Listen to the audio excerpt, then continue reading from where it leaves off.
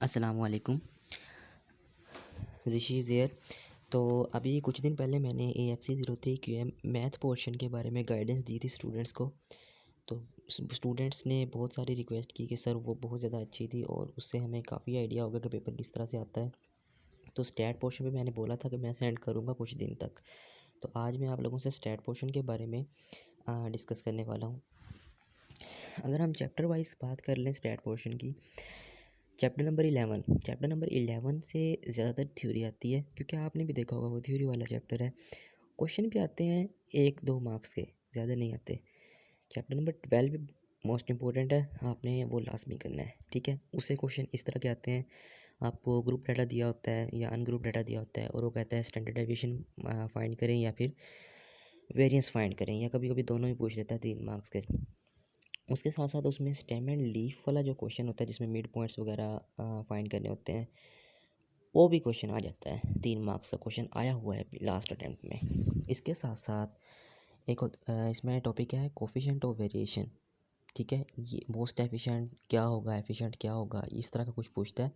वो important concept है, 1-2 marks का वो भी पूछ लेता है। अच्छा, उसके बाद चैप्टर नंबर 13 पे चलें, इरिगेशन एंड कोरिलेशन थ्योरी। इसको हम थ्योरी में लाते हैं। 1-2 मार्क्स की थ्योरी भी आ सकती है, लेकिन रैंक कोरिलेशन, ठीक है, जिसे coefficient of correlation r find करना होता है, उसका 3 मार्क्स का क्वेश्चन आता है, ठीक है। लेकिन इसमें एक एक्सेप्शन है टाइड रैंक की, कि टाइड रैंक वैसे हमारे सिलेबस में नहीं है, लेकिन क्वेश्चन वहाँ पे कभी आया नहीं है टाइड रैंक का। टाइड रैंक होता है कि आपकी जो वैल्यूज़ रिपीट हो रही होती हैं, यानी एक तो एक्स वैल्यू दी होती है, एक्स का टेबल होता है, एक वाई का टेबल होता है, और जो एक्स में रिपीट होंगी, अगर जिस तरह 1 2 3 4 फिर 4 आ जाए फिर 5 आए, तो ये होता है टाइड रैंक आ गया कि एक वैल्यूज़ जो हैं वो रिपीट हो गई हैं। तो उसके लिए फार्मूला भी थोड़ा सा अलग यूज़ होता है, वो मैं आपसे शेयर कर दूँगा। लेकिन वो क्वेश्चन नहीं आता, सिंपल रैंक कोरिलेशन का क्वेश्चन आता है। या फिर उस तरह से क्वेश्चन दिया होता है, समीशन एक्स इतना है, समीशन एक्स स्क्वायर इतना है, समीशन एक्स वाई इतना है, आपने फार्मूला लगा के उसका आंसर देना होता है। ये 1-2 नंबर के क्वेश्चन आते हैं, और रैंक कोरिलेशन का अगर आएगा भी तो 2 या 3 मार्क्स का आएगा। Chapter number 14, index number theory वाला चैप्टर है, ठीक है। इसमें आपने 1-2 लाइन्स हैं, ओवरस्टेट, इन्फ्लेशन और इस तरह की कुछ, मुझे याद नहीं है सही से, ये थ्योरी आती है। और प्राइसेस इंडेक्स, ठीक है। प्राइस इंडेक्स या लेस्पियर का या पास्टिज का कोई भी एक 3 मार्क्स का या 2 मार्क्स का क्वेश्चन पूछ सकता है, ठीक है। लास्ट अटेम्प्ट में सिंपल पूछा हुआ था फिशर इंडेक्स के बारे में।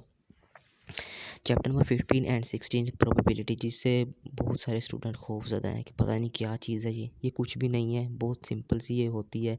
हालांकि आई कैप ने इसकी जो वेटेज दी है वो 5 to 10% दी है कि इसमें से 5 से 10 मार्क्स के दरमियान पेपर आ सकता है, लेकिन बच्चे इस पर बहुत ज़्यादा अपना टाइम वेस्ट कर देते हैं।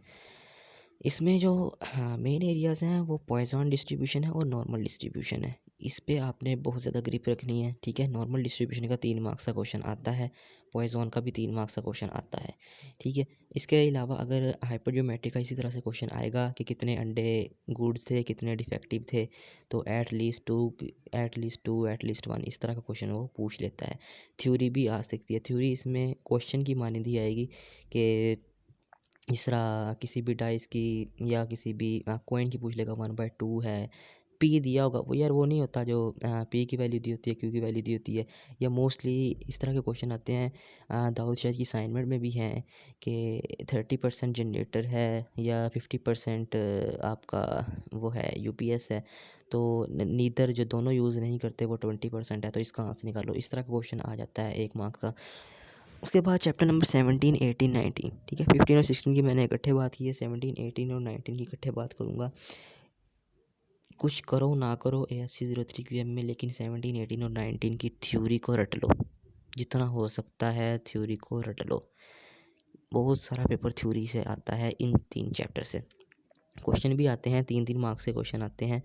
वो कौन से होते हैं कि मतलब कभी कभी तो स्टैंडर्ड एरर का ही पूछ लेता है, लेकिन कॉन्फिडेंस इंटरवल का जो क्वेश्चन होता है ना, वो आता है 3 मार्क्स का। वो आपको 95% दिया होता है या 99 दिया होता है, 97 इस तरह से। उसका कभी कभार 3 मार्क्स का क्वेश्चन आ जाए तो आ जाए, वरना छोटे छोटे स्टैंडर्ड एरर पूछ लेगा या 1-2 और टर्म्स हैं वो पूछ लेगा छोटी छोटी, लेकिन मोस्टली पेपर यहाँ से थ्योरी का ही आता है। अच्छा, एक बात और कहूँगा, ज़्यादा से ज़्यादा कैलकुलेटर की ट्रिक्स यूज़ किया करें, उनको सीखें। जिस स्टडी पोर्टल चैनल पे जाएँ, उसकी प्लेलिस्ट में जाएँ, वहाँ होगा क्यूएम सोल्व्ड ऑन कैलकुलेटर, ठीक है? या आप सिंपली यूट्यूब पे सर्च कर लें QM solved on calculator playlist, वहाँ पे मेरी प्लेलिस्ट आ जाएगी, उसमें सारी वीडियोस मौजूद हैं कैलकुलेटर की। उसके साथ साथ दाऊद शाहिद की असाइनमेंट जो है वो 5 मार्च को आएगी इंशाल्लाह। सर से बात हुई थी कि मार्च में आएगी। वो भी देखें आप ना, दिसंबर वाली करें, ग्रुप्स में किसी से पूछ लें, आपको मिल जाएगी। बिल्कुल सेम होती है, 50 टू 70 क्वेश्चन न्यू ऐड होते हैं। वो आप जब आपके पास वो न्यू असाइनमेंट आएगी, जस्ट आप न्यू कर लेना, क्योंकि ओल्ड आपने पहले की होगी। अभी से स्टार्ट करना, क्योंकि फिर एंड में मुश्किल होती है, ठीक है? मुश्किल पेश आ जाती है स्टूडेंट्स को। तो ये थी स्टैट्स पोस्ट की गाइडेंस। बाकी बेस्ट ऑफ लक। पेपर मुश्किल नहीं होता, फिर कह रहा हूँ, बच्चे इसको मुश्किल ले जाते हैं, ठीक है? वीडियो पसंद आई है, चैनल को सब्सक्राइब लाज़मी करें और वीडियो को ज़्यादा से ज़्यादा अपने दोस्तों को भी शेयर करें, ताकि दूसरे भी इससे फ़ायदा उठा सकें। अल्लाह हाफ़िज़।